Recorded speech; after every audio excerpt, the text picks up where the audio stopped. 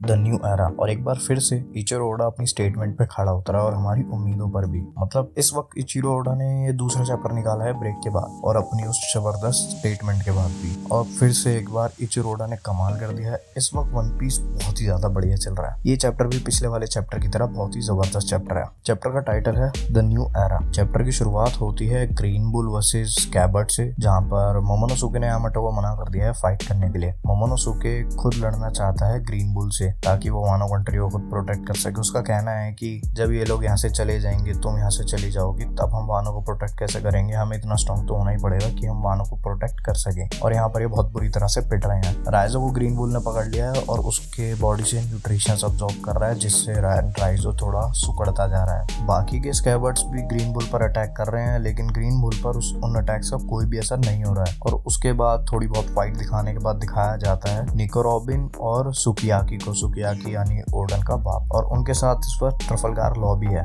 जो कि उनके पीछे पीछे आ गया है उनको देखने के लिए कि वो क्या कर रहे हैं। यहाँ पर सुकियाकी उन्हें बताता है कि सुकियाकी ने कभी जैक वो से काइडो या फिर ओरोची को ये जगह नहीं दिखाई थी। वो पोनिग्लिफ तक उन्हें कभी नहीं लेके गया, लेकिन उनका जो क्रूमेट था जैक, उसके फिशमैन होने की वजह से उन्हें पोनिग्लिफ बड़ी आसानी से मिल गया। तो वो सोचते हैं कि फिशमैन होने का इसमें क्या फर्क पड़ता है। और मुझे ये जानकर बड़ा अजीब सा लगा कि जैक फिशमैन है। जिस टाइम पे जैक ने जो पे हमला किया था और जुनेशा ने उसको गिरा दिया था पानी के अंदर, तो मैं ये सोच रहा था कि ये डेविल फ्रूट यूजर है और ये पानी के अंदर खड़ा कैसे हो गया। मतलब इसने आंखें खोली तो अब चीज समझ आई कि ये फिशमैन था। लेकिन फिर भी एक फिशमैन ट्रांसफॉर्म हुआ, क्या इसका मतलब है? अब तक हमने कोई फिशमैन इस तरीके से ट्रांसफॉर्म होता हुआ नहीं देखा। और इसे देख के मेरे को ऐसा लगता है अभी फिशमैन के बारे में काफी सारी चीजें रह सकती हैं। हो सकता है जिम्बे का भी कोई ट्रांसफॉर्मेशन आगे जाके दिखा दें, क्योंकि मुझे लगता ही नहीं इस आर्क में तो जिम्बे को अपनी स्किल्स यूज करने की जरूरत पड़ी है। और यहाँ पे जब वो पूछते हैं कि फिशमैन होने का इससे क्या मतलब है, तो सुकियाकी कहता है कि तुम देखोगे तो ज्यादा जल्दी समझ जाओगे। और फिर उन्हें वो नीचे लेके जा रहा होता है और वो पूछते हैं ये लाइट कहाँ से आ रही है, तो सुकियाकी उन्हें बताता है यहाँ पे एक टनल में ग्लास है, उसके अंदर से लाइट आ रही है। और जैसे ही निको रॉबिन और ट्रफलगार लॉ देखते हैं कि पानी बर्फ की क्या कनेक्शन है उसका, और जैसे ही निको रॉबिन और ट्रफलगार लॉ उस ग्लास के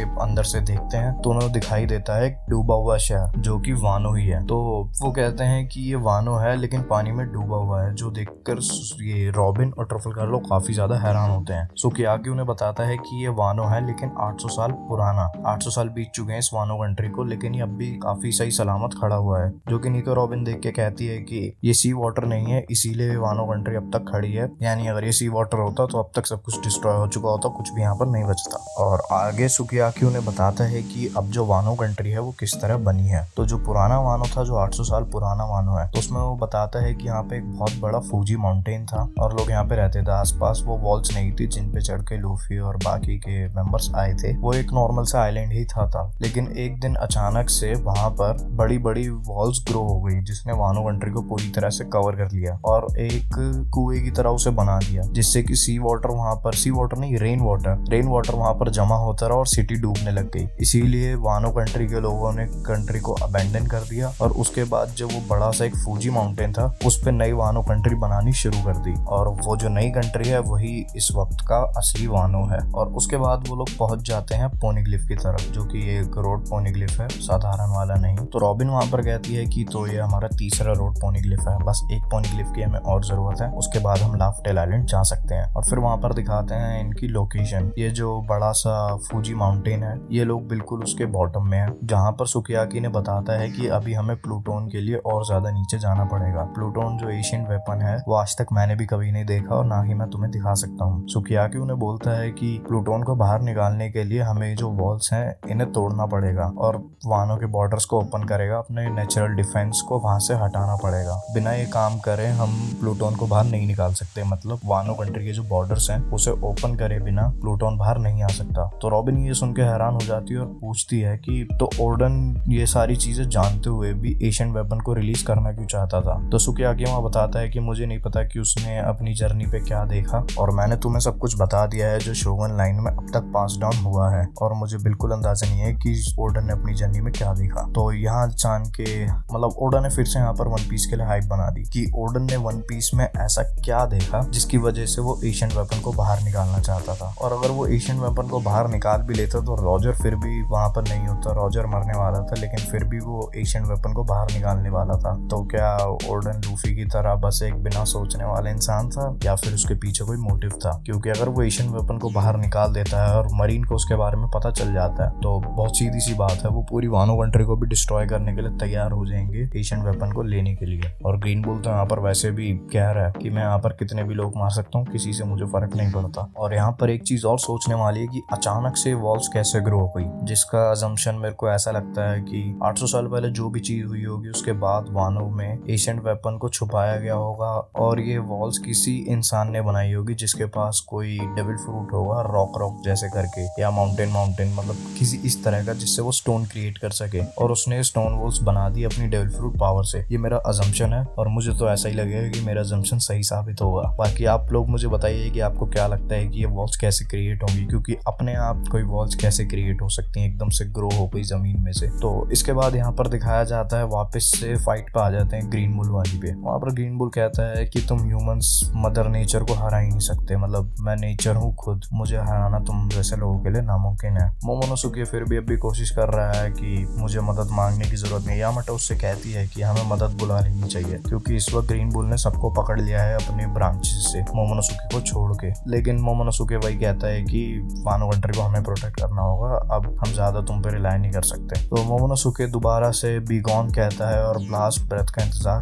वो इस्तेमाल करता है। इस बार मोमोनोसुके की ब्लास्ट ब्रेथ सक्सेसफुल हो जाती है, जो कि ग्रीन बुल की बॉडी से आर पार हो जाती है, उसकी बॉडी में एक छेद हो जाता है और ग्रीन बुल काफी ज्यादा इंजर्ड लग रहा है ये देख के, और सारे लोग काफी ज्यादा हैरान है मोमोनोसुके को देख के और साथ में खुश भी हैं। ग्रीन बुल बार बार उस अटैक का इस्तेमाल करता है और यामाटो भी देख के हैरान होती है कि लगता है इसने अपनी बॉडी को कंट्रोल करना सीख लिया है, और ग्रीन बुल को एकदम से वहां पर एनाइलेट सा कर देता है। लेकिन फिर जमीन में एक छोटा सा पौधा उगता है और वो पौधा फिर एकदम पूरा ग्रीन बुल बन जाता है। ग्रीन बुल ने वहां पर यह भी बताया है कि अब तक मरीन वहां पर क्यों नहीं आया या फिर कोई भी एनिमी वानो पर अटैक करने क्यों नहीं आया, और उस चीज की वजह थी काइडो की रूल की वजह से जितने भी एनिमीज थे वो वानो से दूर रहते थे। मरीन ने भी अब तक वानो में अपना लॉ स्टैब्लिश इसलिए नहीं किया क्योंकि वहां पर पहले से काइडो था, और काइडो से भी मरीन फाइट नहीं कर सकती क्योंकि जैसा कि देखा था व्हाइट बियर्ड पायरेट से जब मरीन ने फाइट करी थी, चाहे मरीन जीत गई थी लेकिन उन्होंने बहुत बड़ा डैमेज सफर किया था। तो इसीलिए वानो कंट्री से अब तक कोई पंगा नहीं ले रहा था, और अब बहुत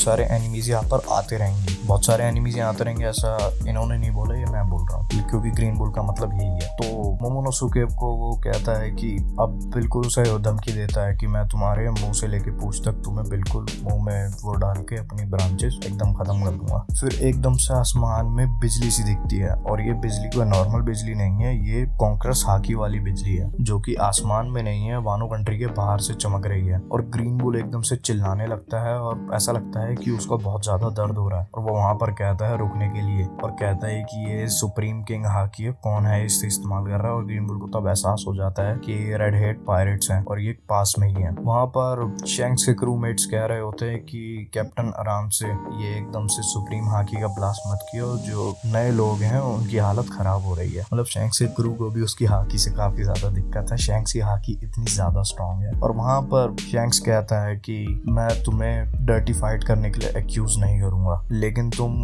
उन नए पायरेट से रुकीज से, इसमें न्यू शूट्स लिखा हुआ है और स्पॉयलर्स में न्यू लीव्स था, तो मतलब जो भी नए पायरेट्स हैं, मतलब लॉ किंग, ट्रफलगार लॉ, किड और लूफी ये बात कर रहा है कि वो जब पूरी तरह से एग्जॉस्टेड है पायरेट हिस्ट्री को चेंज करने के बाद, तब तुम उन पे हमला कर रहे हो, ये बहुत ही ज्यादा है। और शैंक्स फिर थोड़ा पास सोचता है जिसमें मोमोनोसुके है, हियोरी है और लूफी है। लूफी का वो वाला सीन जब लूफी अपने चाकू मार के कट बना लेता है, और वहां पर शैंक्स बहुत ज्यादा गुस्से में दिख रहा है और वो कहता है are you that afraid of the new era. Green bull के आसपास अब भी वो सुप्रीम हाकी की लाइटनिंग दिख रही है और ग्रीन बुल कहता है ठीक है, मैं तुमसे फाइट नहीं करना चाहता, अभी तो नहीं, ठीक है। और फिर ग्रीन बुल वहां से रिट्रीट करने के लिए तैयार हो जाता है। और यहाँ पर देख के मुझे ऐसा लगा है कि जो कॉन्करस हाकी थी, कॉन्करस हाकी के थ्रू शैंक्स ने अपना मैसेज डिलीवर करा है ग्रीन बुल को। तो क्या यहाँ पर इसका मतलब ये भी हो सकता है कि दो कॉन्करस हाकी यूजर बिना बोले बात कर सकते हो एक काफी डिस्टेंस से, जितना मतलब जितनी उनकी कॉन्करस हाकी ट्रैवल कर सकती हो? क्योंकि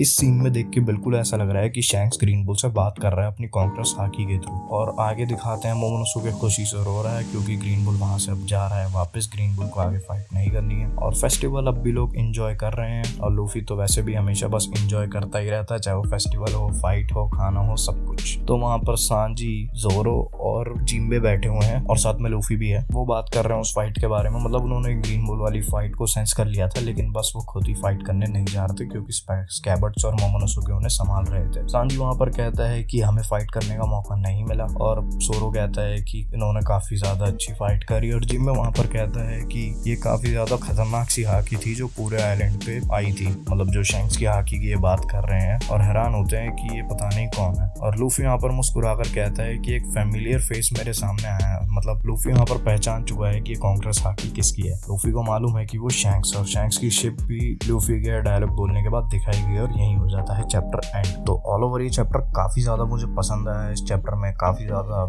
हाइप क्रिएट करी है फिर से ओडा ने। जैसे कि अब फिशमैन का इन्होंने ट्रांसफॉर्मेशन दिखाया। पहले तो हमें लगता था कि जैक डेविल फ्रूट यूजर है और उसके पीछे कुछ मिस्ट्री होगी कि वो पानी में कैसे जिंदा रहा, लेकिन वो एक फिशमैन है जो कि ट्रांसफॉर्म हो सकता है, वो भी एक हाथी में। तो हो सकता है जिम्बे का भी कोई ट्रांसफॉर्मेशन आगे सीरीज में दिखा दिया जाए एक पावर अप के तौर पर। और ओडन क्यों चाहता था वानो के बॉर्डर्स को ओपन करना और वानो के बॉर्डर्स क्रिएट किसने किए, इसकी काफी बड़ी वजह होने वाली है। मुझे नहीं लगता कि एक नेचुरल कॉज होगा वानो के बॉर्डर्स क्रिएट होने का। मुझे लगता है ये बॉर्डर्स मैन मेड है। मतलब एक डेविल फ्रूट यूजर, जैसा कि मैंने आपको बताया है कि कोई स्टोन करके फ्रूट होगा और उसने बॉर्डर्स क्रिएट करे होंगे। और इस वक्त शैंक्स, क्या लगता है ग्रीन बुल वहां से चला गया है तो उसे फिर भी रोकेगा या लूफी से मिलेगा, और शैंक्स का मकसद क्या है ये तो अभी हमें बिल्कुल भी नहीं मालूम। तो ये चैप्टर ऑल ओवर काफी ज्यादा अच्छा रहा। और आपको क्या लगता है इस चैप्टर के बारे में मुझे जरूर बताओ। और मेरी स्टोन वाली छोटी सी थ्योरी के बारे में भी आपको लगा, क्या लगता है कि वो सही होगी या नहीं, और क्या वजह हो सकती है ओडन के ये चाहने की कि वो एशियन वेपन को बाहर निकाल ले। तो आज की वीडियो के लिए इतना ही। अगर आपको वीडियो अच्छी लगे तो लाइक, सब्सक्राइब और शेयर जरूर करें।